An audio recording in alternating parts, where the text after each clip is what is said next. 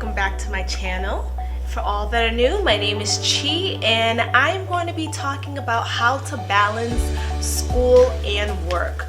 So, a little backstory. I have been working while being in school since the age of 16. So I went to a vocational school, and with the vocational school it's basically like half academics, half based off of your trade. So what I went into was medical assisting because I knew I wanted to eventually become a doctor, and I figured, you know what, this is the best way to get clinical experience.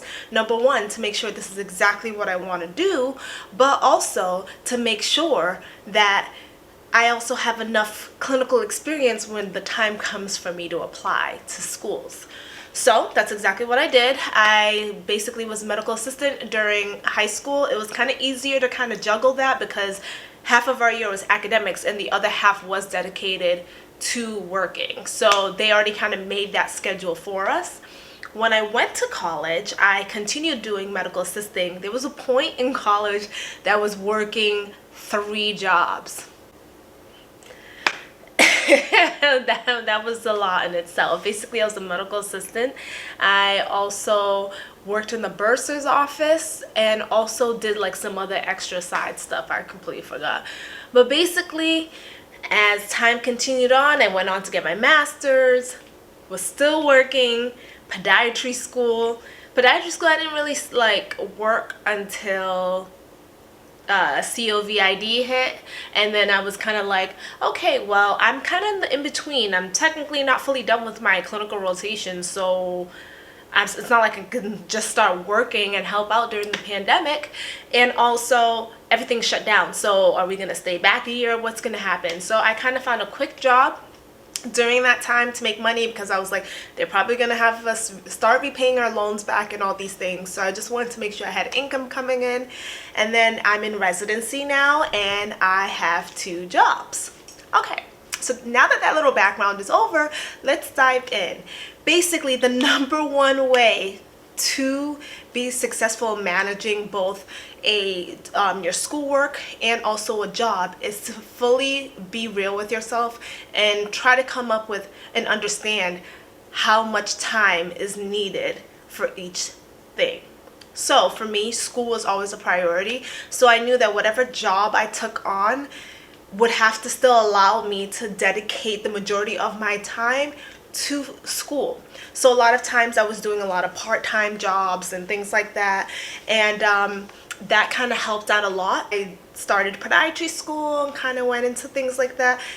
I did a lot of nighttime jobs because I kind of told myself, all right, the daytime you're dedicated to school, take a little nap, reset, because everybody that knows me knows I love a nap. I'm not giving up my naps, but I do love naps.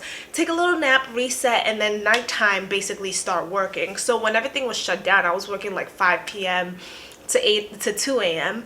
and then obviously when everything was shut down I had nothing to do, so I was just picking up extra shifts, making money. I thought the money was just rolling in. That was a good time. But when clinical rotation started, like my externships, which is basically like the before actually starting residency, so you're going to all these different hospitals trying to figure out where you're going to be, I had to significantly cut down my hours. So during that time I was working like 10 p.m. to 2 a.m. and the reason why I cut down my hours was because you don't know when you're getting out during your clinical rotations. There would be days I'd get out at like 3, 4, 5. Other days I'm getting out like 9 and things like that. So I wanted to make sure I had enough time to get back home, log in and all that. So I will say during that time was the hardest time of like juggling work and school, and I had to kind of be very, very strict and disciplined on myself. The main thing is pretty much staying organized. So one way I stay organized are with planners. I've been using planners since like 1st grade. The school that I went to, we had a planner every single year and I have not been able to give that up. A lot of my friends do like their digital planning on their phones, on their iCal and all that stuff. That does not work for me. I have to literally write it down. So to the extreme, you don't have to do what I do, but I legit have 3 planners. Okay, so let's start with this newest one I got, which is basically supposed to be my content planning so that I can be more regimented in the videos that I put out. The next one is this planner, which is supposed to be my household duty planning, basically like buy groceries, do some cleaning, do laundry, things like that. And then the last one I would say is basically work. So this is the one that I use basically for both of my jobs. And as we're speaking with both of the jobs, I do work obviously primarily as a resident. That is my main focus, my main job. But if people have not told you, if you have friends who are residents, a lot of people have this misconception that we're making doctor money, and we're not, okay? We are not making anywhere near the doctor money for the hours that we put in. We're making less than minimum wage, but that's just how it is. We just get through it for a few years and then hopefully can make up for that time. But in order to survive, especially with the inflation that's going on, I continued having another job. Plus, I do feel like because I've been working since I was 16, I'm very accustomed to having multiple things going on at the same time. So if you guys have referred back to my previous video, I'll make sure to have it linked up above. Basically, I also do medical writing on the side. So this is something that actually kind of fell onto my lap in a sense. Like, I have really good mentors, and that's another thing, keeping mentors around so that when opportunities come about, your name gets mentioned. So I did research going back during my master's. That's when I finally started doing research. I knew it was something I wanted to do.